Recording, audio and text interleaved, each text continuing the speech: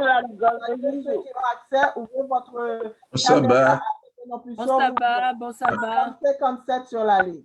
Bon Bon sabbat. C'est sur Bon Natacha. sabbat, tout le Bon monde. sabbat. Bon sabbat, Sœur Natacha. Bon sabbat, Frère Bon Dominique. sabbat.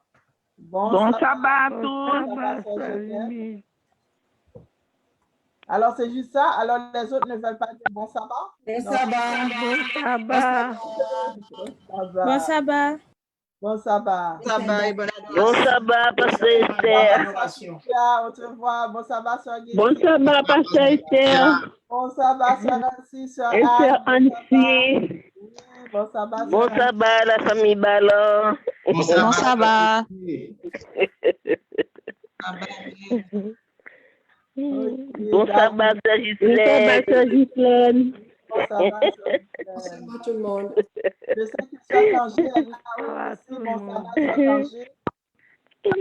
Bon Et sabbat. bon sabbat à tous nos amis visiteurs. Vous pouvez laisser votre caméra ouverte si vous Bon voulez. sabbat, Tania. Merci, bon sabbat, Sœur Getty. Sabbat, Tania. Bon sabbat, Pasteur Esther. On peut se mettre sur mute maintenant. On peut mettre son micro sur mute, mais vous pouvez laisser votre caméra ouverte. Alors, chers frères et sœurs, je profite de l'occasion pour vous saluer une fois de plus dans le nom du Seigneur. Dans le psaume 122, verset 1er, il est dit, je suis dans la joie quand on me dit, allons à la maison du Seigneur. Alors, nous sommes vraiment contents, nous sommes dans la joie parce que Dieu nous donne cette joie d'être en sa présence. Alors, ce matin, notre Dieu a un message important pour pouvoir nous transmettre. Alors, nous demandons au Saint-Esprit son assistance afin que nous puissions vraiment recevoir ce que Dieu a pour nous. Je remercie sincèrement Sœur Ghislaine qui a fait la lecture pour nous. Et quand j'ai découvert ce texte, quand j'ai découvert vraiment ce que Dieu avait pour nous dans ce passage, alors j'ai dit, bon, alors il faut le partager avec mes frères et sœurs. Nous l'avons partagé avec le corps ancien, alors maintenant c'est autour de l'Église. Alors, Ésaïe 51, verset 1 à 8 nous dit que « Écoutez, vous qui cherchez le salut, qui vous tournez vers l'Éternel, regardez le rocher d'où vous avez été taillé et la carrière d'où vous avez été tiré. Oui, considérez donc Abraham, votre père, Sarah, qui vous a mis au monde, car lorsque j'ai appelé Abraham, il n'avait pas d'enfant. Je l'ai bien alors béni alors et je lui ai donné de nombreux descendants.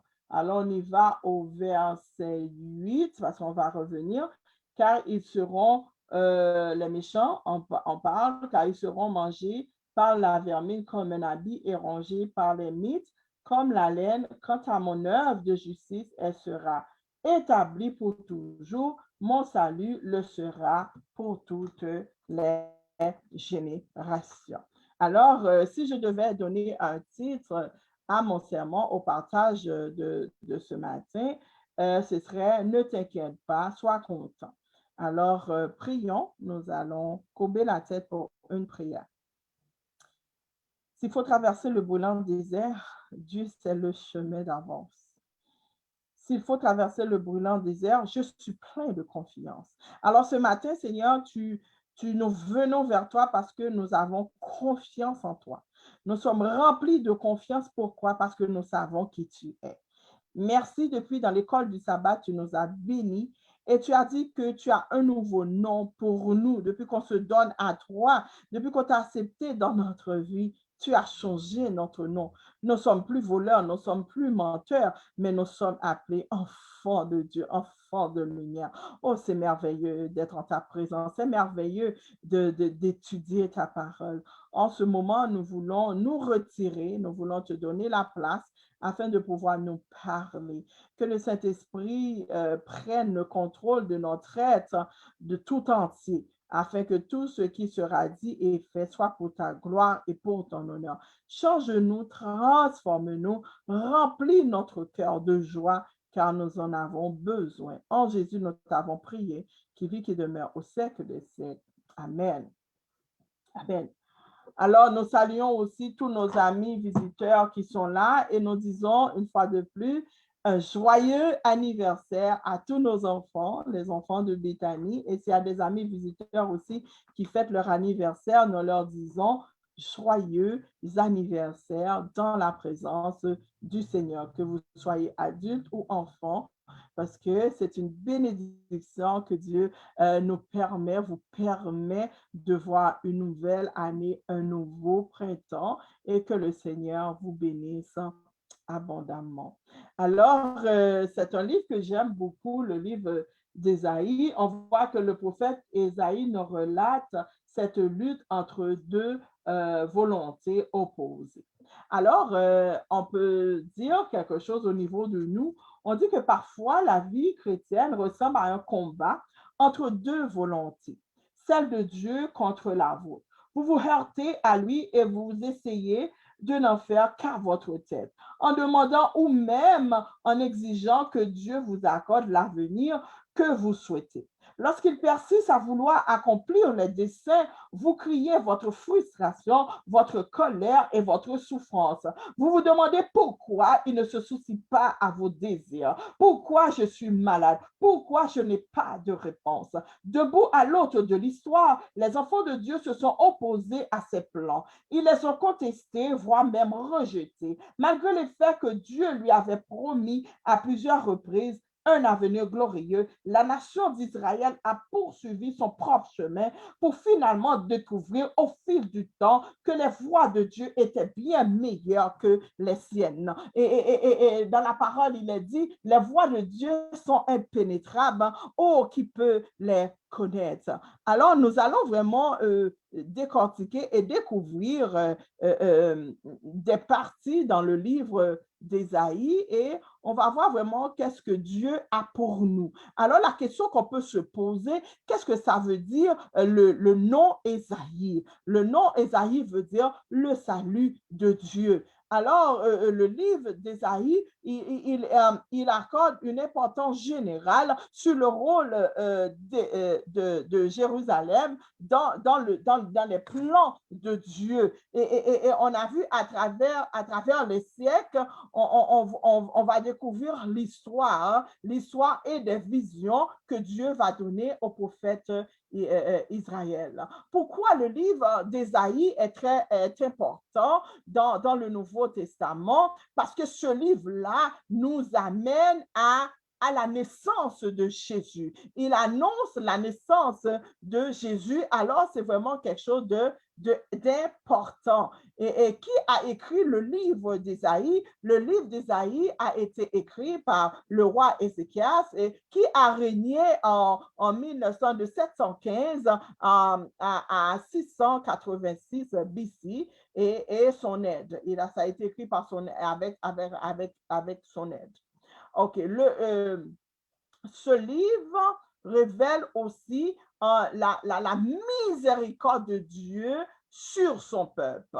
Alors, on voit que ce livre nous donne une image, OK, de la vie et cela nous permet de réfléchir à notre passé et nous permet de réfléchir à notre futur.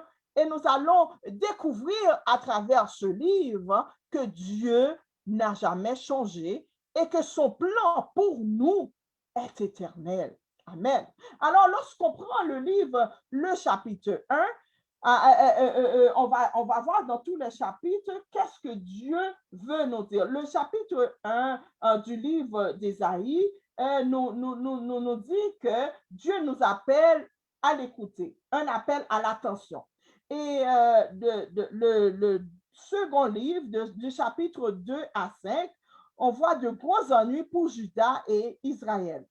Le troisième point que nous voyons dans Ésaïe, alors on voit dans Ésaïe chapitre 6, verset 1er et à 9, et dans Ésaïe chapitre 7, alors on voit c'est le point saillant du ministère d'Ésaïe. Alors il a reçu un appel, il a confirmé, son appel a été confirmé. Et dans le chapitre 9, verset 8 et verset 12, on voit que il y a une bonne, du chapitre 9 au chapitre 12, on voit qu'il y a une bonne et mauvaise nouvelle. Dans le chapitre 13 jusqu'au chapitre 23, le châtiment de Dieu. Alors Dieu agit. Alors au chapitre 24 à 27, un message d'espoir. Et dans le chapitre 28 à 31, punition pour ceux qui se rebellent. Et dans le chapitre 32 à 35, châtiment pour Édom et bénédiction pour Israël. Dans le chapitre 36 à 39, la Syrie entre en scène. Dans le chapitre 40 à 48, Dieu secourt son peuple. Et dans le chapitre 49 à 53, la mission d'Ésaïe. Et dans le chapitre 54 à 55, les promesses infaillibles de l'Éternel. Dans le chapitre 56, versets 1 à 8, Dieu accueille de nouveau son peuple. Dans le chapitre 56 à 59, alors on voit les dirigeants sont particulièrement coupables. Dans le chapitre 60 à 62, un avenir glorieux. Et dans le chapitre 63 à 66, la merveilleuse nouvelle création de Dieu. Alors, c'est quand même, c'est vraiment un livre extraordinaire. Alors, on voit dans Ésaïe chapitre 6, je vous invite à ouvrir votre Bible avec moi. Ésaïe chapitre 6, verset 1er, verset 1 à 4. Il a dit, l'année de la mort du roi Osias, je vis le Seigneur siégeant sur un trône très élevé. Les planches de son vêtement, les pans de son vêtement remplissaient le temple. Des séraphins se tenaient au-dessus de lui. Chacun d'eux avait 6 ailes, 2 ailes pour se couvrir le visage, 2 autres pour se voiler. Le corps et les 2 dernières pour voler, s'adressant l'un à l'autre, ils proclamaient, Saint, Saint, Saint est le Seigneur des armées célestes, toute la terre est remplie de sa gloire. Les montants des portes du temple se mirent à trembler au son de ses voix, tandis que le sanctuaire se remplit de fumée. Alors, maintenant, si on continue avec la lecture, nous allons retrouver ces mêmes paroles qui parlent de Saint, Saint, Saint, l'Éternel des armées. Je vous invite à ouvrir votre Bible dans Apocalypse, au verset 3b, je veux dire. Vous allez dans 51, chapitre 6, verset 3b, on retrouve Saint, Saint, Saint est le Seigneur des armées, toute la terre est remplie de sa gloire. Maintenant, on va ouvrir notre Bible dans Apocalypse chapitre 4, verset 8. Ouvrez votre Bible avec moi dans Apocalypse chapitre 4, verset 8. Apocalypse chapitre 4, verset 8 nous dit, chacun de ces 4 êtres vivants avait 6 ailes couvertes de yeux par-dessus et par-dessus. Jour et nuit, ils ne cessèrent de dire, Saint, Saint, Saint, le Seigneur, le Dieu Tout-Puissant, qui était, qui est et qui vient. Alors, chers frères et sœurs, tandis que vous êtes là, est-ce que vous pourriez répéter ce texte avec moi, même si vous n'ouvrez pas votre micro, mais répétez encore ces mots, ces paroles fortes et qui se trouvent dans la parole de Dieu dans Apocalypse chapitre 4, verset 8. Il a dit que Saint, Saint, Saint, le Seigneur, le Dieu Tout-Puissant, celui qui était et qui vient. N'est-ce pas notre espérance, chers frères et sœurs? N'est-ce pas notre espérance parce que nous savons que le Dieu Saint qui nous donne vraiment de l'espoir reviendra. Et on considère que ce sont ces chants-là que les séraphins, les anges chantent pour pouvoir donner gloire à Dieu. Et quand ils chantent, c'est en chantant ces chants, ils élèvent Dieu, ils reconnaissent la gloire de Dieu, ils reconnaissent la puissance de Dieu, ce Dieu visible. Les anges peuvent le voir, les anges sont assis en sa présence. Mais nous qui sommes, même si nous ne voyons pas visiblement Dieu, mais nous savons que notre Dieu présentement est là avec nous. Nous devons prendre le temps de le louer parce que pour son amour, pour sa gloire, pour ses bontés envers nous. Et quand les séraphins, quand les anges chantaient, c'était pas comme on fait tout joyeux, bénissant le Seigneur. Non, ils chantaient tout joyeux, bénissant le Seigneur, avec des cymbales, avec la louange. Et lorsque les anges chantaient, alors la salle était remplie de la présence de Dieu, remplie parce qu'ils élevaient leur Dieu. Et on a dit que lorsque les anges chantaient, on voyait que le temple était rempli, il y avait du fumée qui sortait. Oh, les amis, c'est vraiment quelque chose d'extraordinaire. C'est vraiment quelque chose d'extraordinaire. Et on voit que Dieu, la fumée aussi s'élevait au mont Sinaï. Vous pouvez vérifier dans Exode chapitre 19, verset 18. Lorsque Dieu est là, il y a quelque chose, on le ressent. On ressent sa présence. On ressent son omniscience, on ressent son amour. Et Moïse, plusieurs fois, a vécu toutes ces choses, était content d'être dans la présence du Seigneur. Alors, on voit que à travers le rêve, la vision qu'Ésaïe a faite, alors Ésaïe a commencé à avoir peur. Il a commencé à avoir peur. On revient dans Ésaïe chapitre 6. Il s'écrit, je m'écris, malheur à moi, je suis perdu, car j'ai les lèvres impures et j'habite au milieu d'un peuple aux lèvres impures. Et voici, de mes yeux, j'ai vu le roi, le Seigneur des armées célestes. Oh, les amis, si vous aviez la chance de voir le Seigneur, est-ce que vous auriez eu peur? Est-ce que vous auriez eu peur? Parce qu'on sait que notre nature pécheresse ne nous permet pas d'être dans la présence du Seigneur parce que nous avons péché. Mais cependant,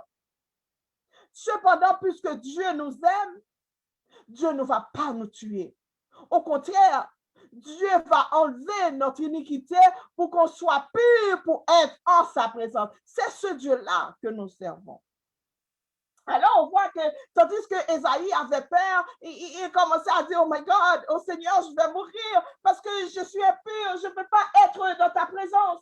Et au verset 6, nous allons voir la réponse. Alors, l'un des séraphins vola vers moi. Il tenait à la main une braise qu'il avait prise sur l'autel avec des pincettes. Et verset 7, il me toucha la bouche et il me dit, maintenant que ceci vient d'être appliqué sur tes lèvres, ta faute est enlevée et ton péché est expié. Amen. Amen. Alors, j'aimerais vous dire, chers frères et sœurs, en ce moment, vous êtes dans la présence du Seigneur. Alors, le Seigneur veut vous purifier. Le Seigneur va vous toucher avec son bâton et il va enlever toutes vos iniquités. Quelles sont les iniquités, quels sont les péchés que tu as en ce moment qui empêchent le Seigneur de te purifier? En ce moment, tu peux prier, tu confesses tes péchés et je te dis, le Seigneur va toucher tes lèvres, il va te rendre pur. Parce que le but de Dieu, c'est de ne pas te détruire. Le but de Dieu, c'est de te sauver. Oh, alléluia. On a vu que, tandis que Dieu avait vu les inquiétudes d'Ésaïe, alors Dieu a touché ses lèvres et maintenant Ésaïe était libre parce que Dieu avait enlevé ses péchés. Alors, tandis qu'il était là, qu'il était dans la présence du Seigneur, on voit que, j'aimerais vous dire que lorsque vous êtes dans la présence du Seigneur et que vous avez fait la paix avec le Seigneur, vous avez donné votre vie au Seigneur, il y a des gens qui vont dire que non, ta place n'est pas là. Mais le Seigneur a dit, tu es dans ma présence, ta place est là et ma grâce te suffit. Alors, quand les gens te disent non, tu ne peux pas être là, mais Dieu te dit, rentre mon enfant, ta place est avec moi. Oh, c'est quelque chose d'extraordinaire. Alors, le Seigneur, il avait des questionnements, parce qu'il avait vu les péchés du peuple, il avait un message, il voulait avoir un missionnaire, il voulait avoir une personne pour aller parler au peuple. Alors, le Seigneur, dans ce questionnement, il a dit, mais qui je dois envoyer? Qui irait pour moi? Et Ésaïe a dit, j'entendis alors au verset 8, le Seigneur qui disait, qui enverrai-je? Qui marchera pour moi? Et Ésaïe, comme un innocent, il a dit, me voici Seigneur, envoie-moi. Me voici, Seigneur, envoie-moi. Parce que Ésaïe, il était tellement excité, il était tellement content d'être dans la présence du Seigneur. Il a vu son Dieu, il a vu son papa, il a vu son ami, il a vu son pourvoyeur, celui qui était toujours là pour lui. Celui qui lui a donné la vie, celui qui a donné la vie à ses parents. Alors, il avait cette chance de le voir, cette chance d'être pardonné, cette chance d'être en sa présence. Et il ne voulait pas que son ami ait des inquiétudes. Et il ne savait pas dans quoi il allait embarquer. Alors, quand le Seigneur a dit, qui enverrai-je et qui marchera pour moi? Alors, Ésaïe a dit, je suis prêt. Envoie-moi. Et le Seigneur me dit, va et dis à ce peuple, vous aurez beau entendre, vous ne comprendrez pas. Oui, vous aurez beau voir, vous ne percevez rien. Rends ce peuple insensible, ferme-lui les oreilles et bouche-lui les yeux pour qu'il ne voie pas de ses yeux, pour qu'il n'entende pas de ses oreilles et qu'il ne comprenne pas et qu'il ne puisse pas retourner au Seigneur afin d'être guéri. Well, voici la mission que Dieu avait confiée à Ésaïe. Est-ce que c'était une mission facile? Ce n'était pas une mission facile parce que le Seigneur, il a confirmé. Parce que lorsqu'on prend le verset 9, mais on parle du verset 10 ou 11, on voit que c'est comme si c'est Dieu qui faisait l'action. Mais Dieu ne fait pas l'action parce que le peuple déjà n'entendait pas Dieu au verset 9. Va et dis au peuple, vous aurez beau entendre, vous ne comprenez pas, vous aurez beau voir. Ça veut dire que ce peuple avait vu Dieu. Et nous savons que c'est ce peuple même que Dieu avait délivré entre les mains des Égyptiens. Ce peuple avait vécu des choses. Il les avait délivrés entre les mains des ennemis. Mais le peuple ne comprenait rien. Aujourd'hui, ils étaient avec Dieu et le lendemain, ils ignoraient Dieu. Alors Dieu était fatigué que le peuple l'abandonnait. Alors il avait besoin d'une personne consacrée pour pouvoir aller parler à ce peuple. Parce que son but, il ne voulait pas perdre le peuple. Alors c'est la même chose pour nous. Dans ce temps de tumulte où nous vivons, Dieu a besoin de Ésaïe. Dieu a besoin de nous pour pouvoir parler au peuple, pour pouvoir dire à cette nation que il y a un Dieu. Arrêtez, sachez que je suis Dieu, que cette nation doit se retourner vers Dieu pour recevoir la bénédiction de l'Éternel. Et on a vu aussi la même chose avec Jérémie. On a vu que Jérémie, chapitre 1, j'aimerais vous demander à ouvrir votre Bible avec moi dans Jérémie, chapitre 1, verset 1 à 5. Il a dit, ce livre contient les paroles de Jérémie, fils de Higirhahu, l'un des prêtres qui habitait à Anathoth, dans le territoire de Benjamin. Et l'Éternel lui a parlé la 13e année du règne de Josias, fils d'Amon, et roi de Juda, et sous le règne de Jéhoakim, fils de Josias, roi de Juda, et jusqu'à la fin de la 11e année du règne de Sédécias, fils de Josias, roi de Juda, jusqu'à la déportation des habitants de Jérusalem au 5e mois. L'Éternel m'adressa, c'est ce que Jérémie est en train de confirmer son appel. Il a dit, l'Éternel m'adressa la parole en ces termes. Avant de t'avoir formé dans le sein de ta mère, je t'ai choisi. Et avant ta naissance, je t'ai consacré. Je t'ai établi prophète pour les nations. On peut continuer jusqu'au verset 10. Je répondis, hélas Seigneur, je ne sais pas m'exprimer car je suis un adolescent. Mais vous savez, Jérémie est un adolescent. Hein? Un adolescent, c'est quoi? Entre 12 à 15 ans. Alors les jeunes, les adolescents, les enfants sont appelés à être des missionnaires. Et au verset 7, il a dit, mais l'Éternel me...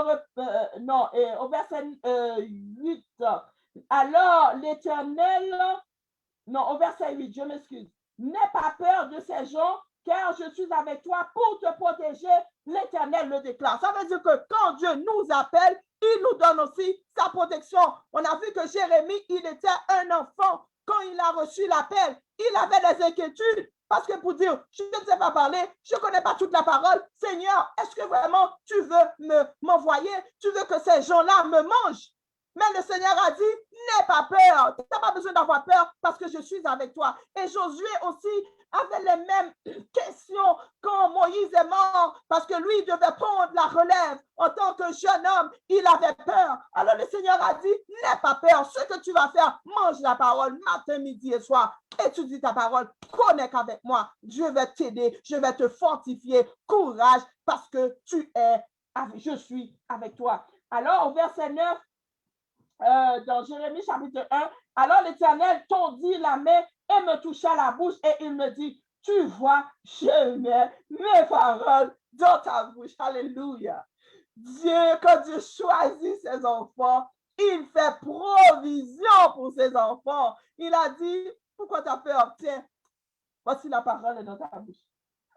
Sache que je te confie aujourd'hui une mission envers les nations et les royaumes, c'est d'arracher et de renverser, de ruiner et de détruire, de construire et de planter. Wow! N'est-ce pas merveilleux, chers frères et sœurs? Et on a celle qui a fondé l'Église adventiste du 7e jour. Son nom est Ellen Good Hammond White. Elle, à l'âge de 9 ans, elle a reçu, elle ne pouvait plus aller à l'école. Elle avait reçu une pierre dans son œil et elle était devenue aveugle. Et à l'âge de 17 ans, elle a eu sa première vision et elle a compris l'appel du Seigneur. On a vu Moïse qui avait grandi chez les pharaons, un homme qui avait tout. Alléluia. Il avait tout. Il était bien. Et on a vu que dans les circonstances, il s'est trouvé dans le palais. C'est parce que le roi avait fait un édit pour pouvoir tuer tous les garçons mâles. Mais par contre, Dieu avait déjà fait provision pour pouvoir sauver sa vie. Il a été élevé dans la cour du roi. Moïse avait tout. Mais il était à l'intérieur, il n'était pas bien parce que Dieu l'avait appelé. Alors, quand il a vu la souffrance de son peuple, il a tué un des Égyptiens, il s'est retiré très loin, mais il y a des gens qui le regardaient, vous savez, il y a la caméra du Seigneur et il y a d'autres caméras aussi humaines qui nous regardent, mais la caméra du Seigneur est beaucoup plus puissante parce qu'elle voit tout. Alors, Moïse pensait que personne ne l'avait pas vu, alors il a tué cet Égyptien et le lendemain, il est venu proche de son peuple, essayant de voir comment il pourrait les aider. Alors, un des Israéliens a dit, de la même manière, tu as tué l'Égyptien, tu vas venir pour nous tuer, ta place n'est pas avec nous. Alors, quand Moïse a vu ça, Moïse a eu peur. Je dis, oh my God. Alors, ça veut dire que l'histoire s'est déjà propagée. Même le roi savait, Pharaon, la cour du Pharaon savait que Moïse avait commis un crime et on cherchait à enlever sa vie. Mais par contre, parfois, quand Dieu nous choisit pour être en mission, oui, il va préparer le chemin, mais ce chemin-là ne sera pas facile. Alors, Moïse avait besoin encore d'enseignement de la part du Seigneur. Alors, Moïse, Dieu l'a amené dans le désert de Madian, où il a rencontré, c'est là aussi qu'il a rencontré sa femme. Alors, il a appris la leçon d'humilité. Il a élevé des agneaux, des moutons. Et par la suite, quand il était prêt, on va dire presque prêt, parce que pour lui, il n'était pas prêt, alors il a vu le feu dans le buisson qui brûlait, mais le buisson était intact. Alors il a entendu une voix qui lui a dit, oh, tes souliers, car ce lieu est saint. Il était dans la présence du Seigneur et il pouvait mourir, mais le Seigneur lui a donné la vie. Le Seigneur maintenant lui a confié cette mission. Tandis que Dieu battait avec le Seigneur lui a dit, qu'est-ce que tu as dans ta main? Prends ta main. Alors Dieu parfois va utiliser des choses qu'on a, des choses qu'on est habitué, il va l'utiliser pour que nous puissions accomplir sa mission. Quelles que soient les réticences que Moïse avait, mais le Seigneur l'a utilisé, l'a dit, OK, on va prendre un engagement. Dans le langage des jeunes, on dit, on va faire un deal.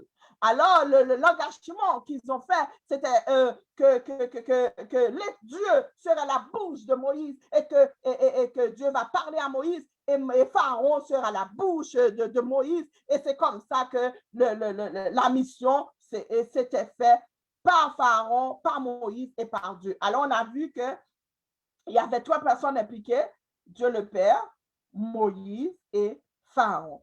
Et c'est comme ça que Moïse a accepté l'appel pour pouvoir maintenant aller pour délivrer le peuple d'Israël. On a d'autres personnes sur la terre qui pensent que, bon, il y en a qui étaient bien, il y en a aussi qui pensaient qu'ils étaient en mission, mais ce n'était pas vraiment la mission de Dieu. Alors, on a Martin Luther King. Martin Luther King Jr., tout le monde le connaît. Alors, on sait qu'il était né à Georgia le 15 janvier en 1929. Et on va avoir, à cause qu'il avait une mission que tous les Noirs, blancs et noirs seraient unis, alors on l'a tué.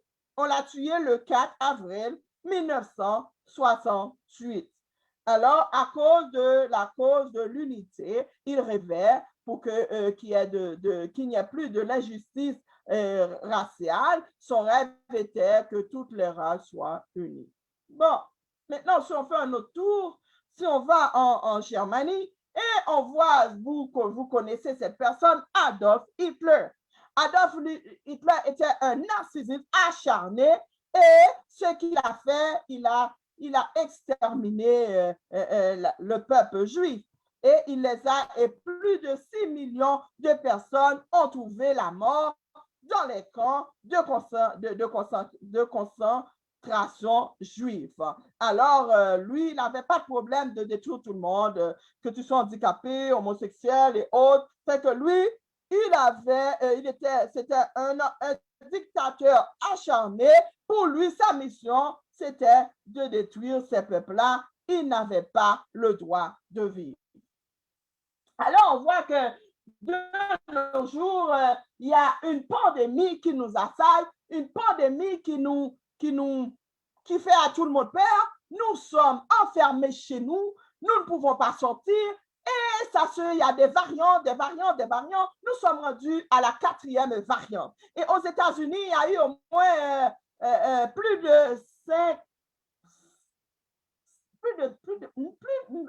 de millions de personnes qui sont déjà mortes. Et au Canada aussi, on a beaucoup de cas. Mais la question qu'on va se poser, OK? Où est Dieu? Où est Dieu à travers toutes ces choses-là? Et nous qui sommes de couleur, assez souvent, nous sommes assignés, étiquetés que nous sommes des virus.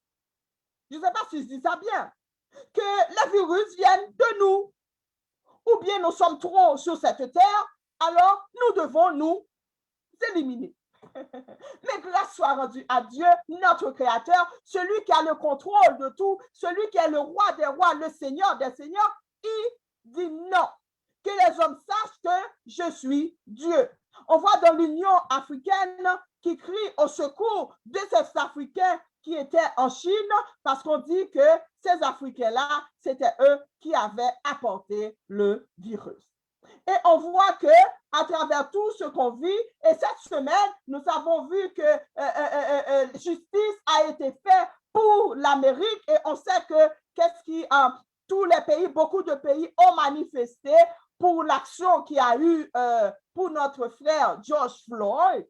Et on voit que le Biden a déboursé 27 millions de dollars à la famille de Floyd. Mais est-ce que 27 millions de dollars peut remplacer la vie d'un individu? Non. Mais par contre, on voit que notre Dieu est le Dieu de justice et le policier qui a commis tout cela maintenant est rendu en prison. Alors, chers amis, pourquoi je viens avec tout cela? Ce que j'aimerais vous dire, chers frères et sœurs, Dieu a choisi chacun de nous pour être des missionnaires. Quel que soit le métier que tu fais, quelle que soit ta race, quel que soit ton statut, Dieu nous a choisis pour le représenter. Il veut présentement ce que nous devons dire aux gens. Nous, vous qui cherchez le salut, retournez vers l'Éternel, regardez le rocher, d'où vous avez été taillés et la carrière dont vous avez été tirés. Vous avez été tirés de votre mère. Elle vous a porté pendant 9 mois. Pendant le sein de votre mère, vous pourriez mourir. Et maintenant, vous êtes encore vivant. Dieu est en train de faire des choses. Vous considérez Abraham, votre père, Sarah qui vous a mis au monde, parce que nous sommes de la lignée d'Abraham et de Sarah. Il dit, car lorsque j'ai appelé Abraham, il n'avait pas d'enfant. Vous qui êtes stériles, Dieu vous dit présentement, prends courage, parce que s'il a pu donner un enfant à Abraham et Sarah, il peut le faire pour toi, il peut le faire pour nous. Il dit, je l'ai béni, je lui ai donné de nombreux descendants. Oui, l'Éternel va nous consoler, va consoler Sion et de ses ruines. Il aura compassion, il rendra son désert semblable au paradis. Oh, dans le désert où vous êtes en ce moment, Dieu a dit que votre désert sera semblable, deviendra un paradis. La steppe deviendra comme un jardin d'Éden. Oh, mes amis, est-ce que vous voulez rentrer dans le jardin d'Éden? Est-ce que vous voulez retrouver votre jardin d'Éden? Dieu a dit, il est prêt à le faire. Et oui, l'Éternel va consoler Sion et de ses ruines. Il aura compassion, il rendra son désert semblable au paradis. La steppe deviendra comme un jardin de l'Éternel. Le jardin de l'Éternel, n'est-ce pas merveilleux? La joie et la négresse y régneront et l'on y entendra de la musique et des chants de reconnaissance. Alors ce matin, Dieu nous apporte la joie. Dieu nous a dit de ne pas nous inquiéter. Il va changer notre désert en ruisseau. Il va changer notre joie notre tristesse en joie. Il va changer notre découragement encouragement. Il va changer la maladie que nous avons en guérison. Il est prêt à travailler avec nous. Et s'il travaille avec nous, il nous demande aussi d'aller faire cela, d'aller partager cela aux autres.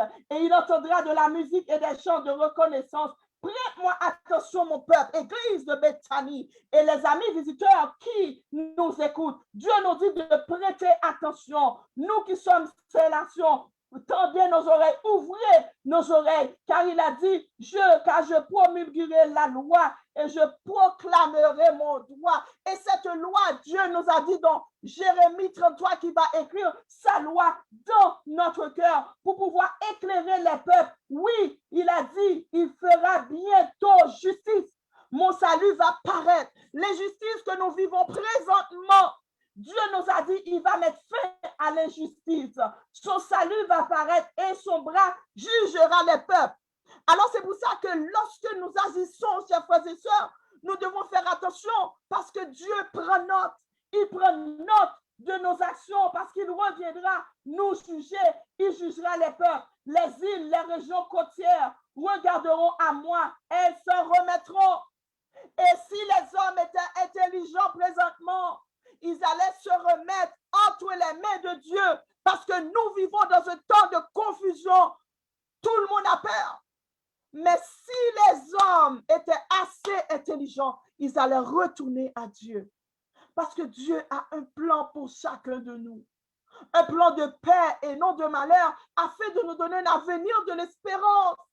Notre avenir ne doit pas se baser sur un homme ou sur une femme, sur un enfant ou sur un patron ou sur une société.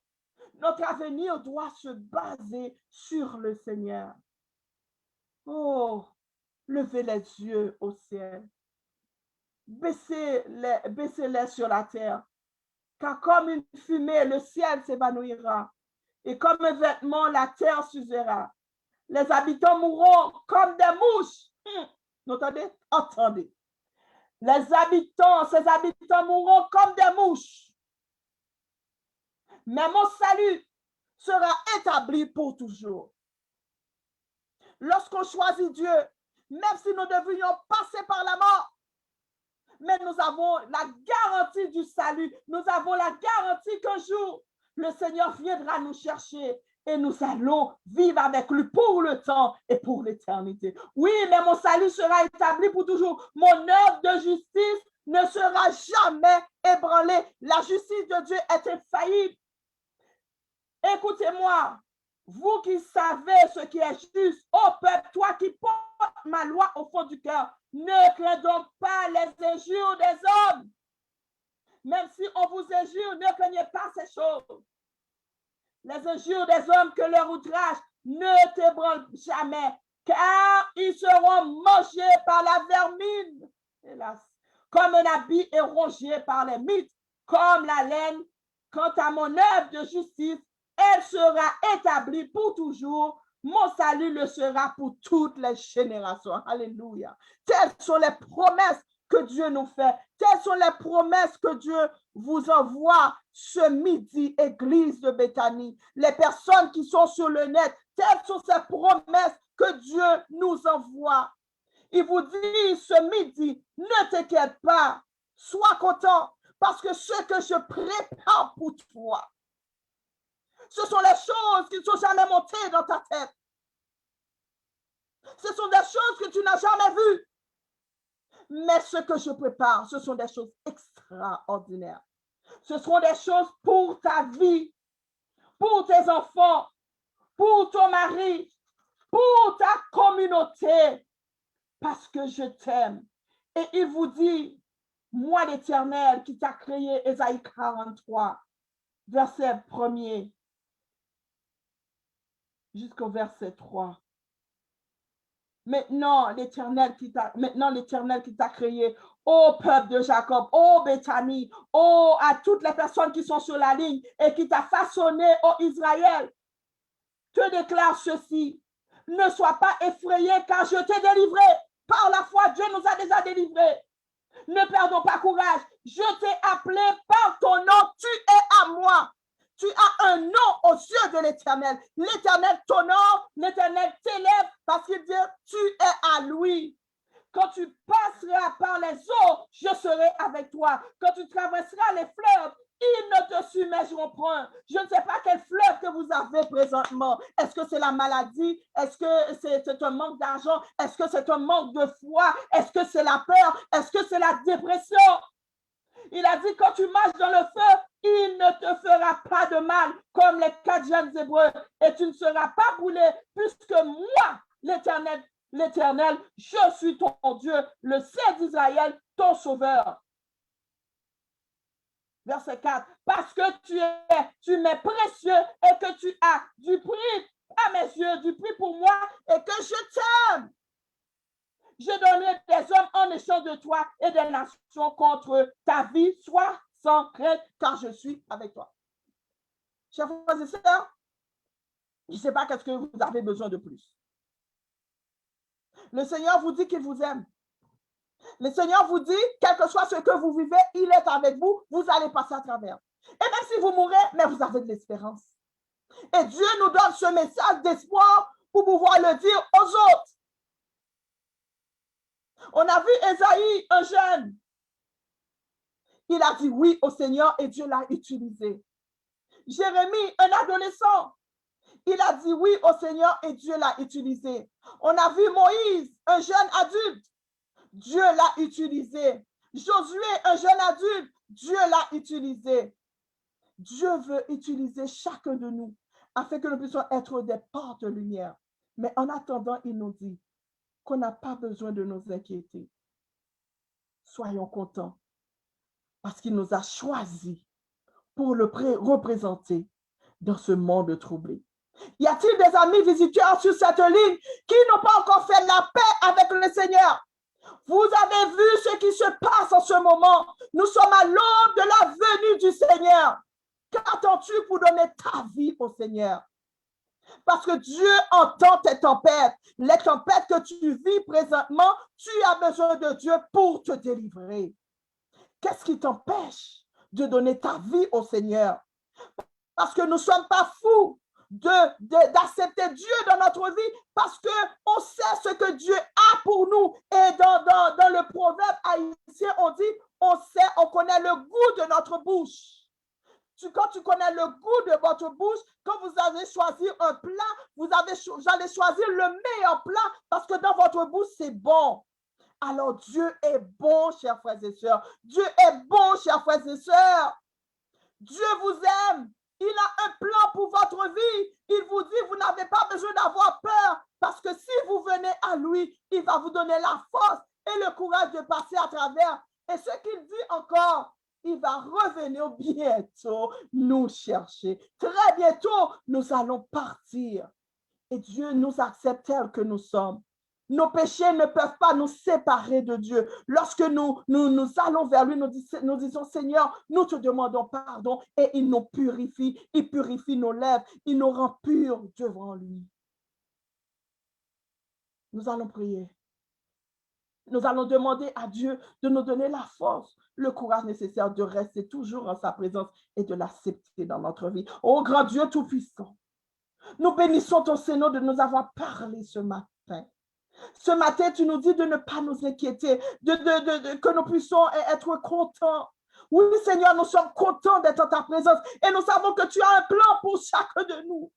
Un plan de paix et non de malheur afin de donner un avenir de l'espérance. Seigneur, tu nous aimes parce que nous sommes la prunelle de tes yeux. Le reste n'a pas d'importance pour toi. Nous sommes tous des enfants de Dieu et tu te manifestes à nous tous parce que tu veux nous sauver. Nos péchés ne peuvent pas mettre une séparation parce que si nous venons à toi, nous confessons nos péchés. Tu es fidèle et juste pour nous pardonner de toutes nos iniquités. Oui, Seigneur, en ce moment, nous voulons te demander pardon. Pardon pour nos péchés, pardon d'avoir douté, pardon d'avoir résisté pour donner notre cœur à toi. Parce que nous savons que tu reviens très bientôt. Oui, bientôt tu reviendras nous chercher. Mais en attendant, nous te demandons, Seigneur, de nous laver, de nous purifier, de nous accorder une seconde chance d'être pardonnés, une seconde chance de pouvoir être tes ambassadeurs partout où nous passons. Donne-nous ton Saint-Esprit et que ton Saint-Esprit nous anime, nous pénètre et que nous puissions continuer à être des lumières pour toi, à témoigner pour toi dans les bons comme dans les mauvais jours, dans la maladie comme dans la santé, dans la joie comme dans la tristesse, parce que tu es le Dieu vivant et tu ne changes pas et tu as un plan pour chacun de nous. Merci Seigneur, merci de nous avoir parlé et nous prenons la résolution de te servir et de tenir jusqu'au bout, jusqu'à ce que tu reviennes. Viens Seigneur Jésus, viens Jésus nous délivrer sur cette terre de péché. Oh Jésus, nous t'avons prié, qui vit, qui demeure au siècle des siècles. Amen.